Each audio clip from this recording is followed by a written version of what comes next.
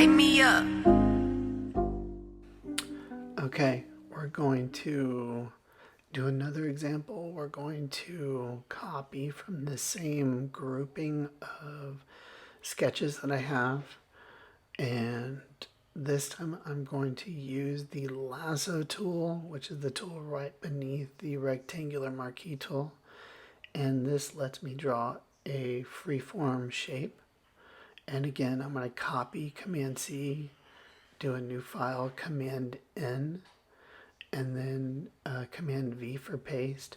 Actually, I just did the menu system there. There's paste, edit paste.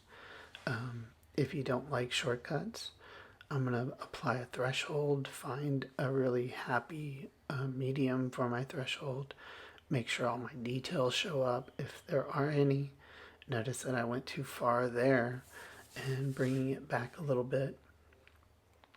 And then I'm going to merge these layers once I'm happy. Oh, but first I'm going to clean some stuff up. There's some little things here. I think my computer's still slow.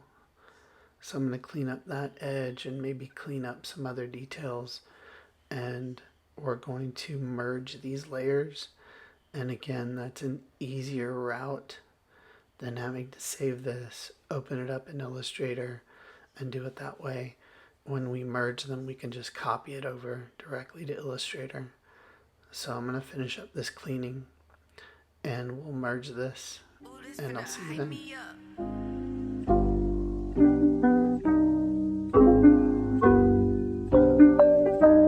Kevin, this is nice. Yeah. Okay guys, right click and do merge layers, or flatten would also work. We can take our marquee tool and select the entire thing. Just click and drag. We can do a copy, Command C, and then a Command V for paste directly inside Illustrator. We're going to look at image tracing and see what kind of results we get.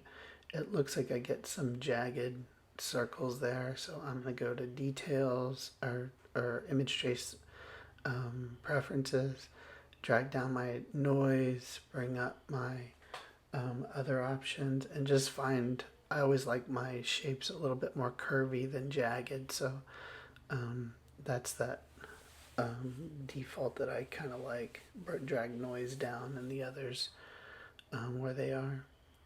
And then I'm going to expand, and then I'm going to choose another color system and apply that color system, that color harmony to this.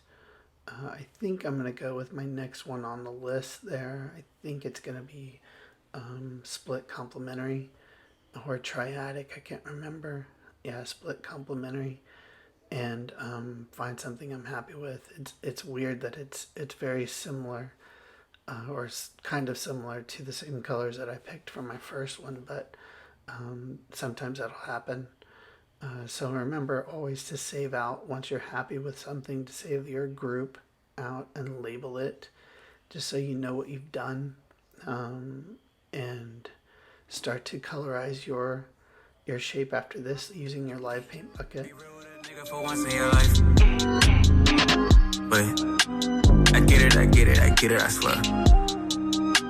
But you cannot blame me for taking it there. For once in your life.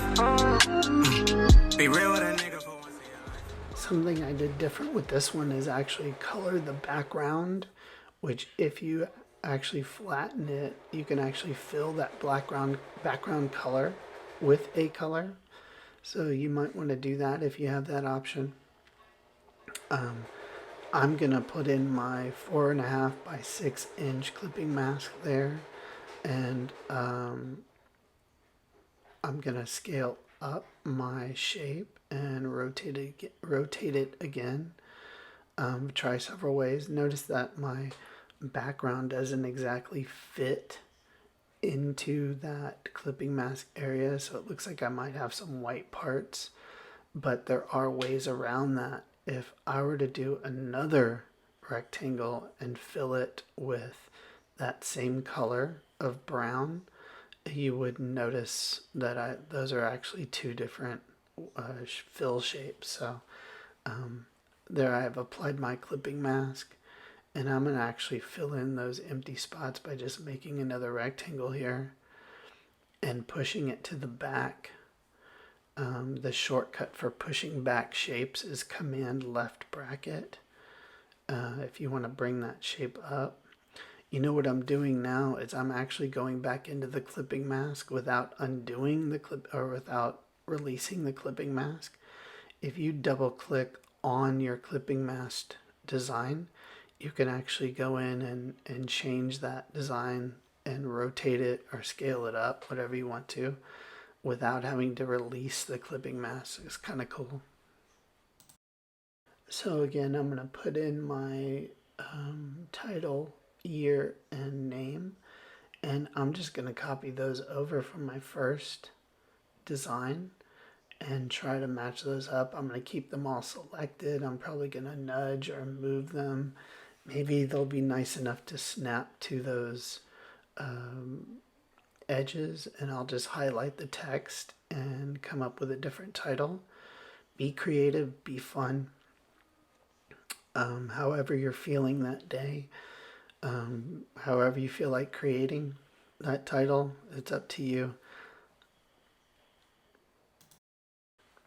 Okay guys, we're getting close to the end.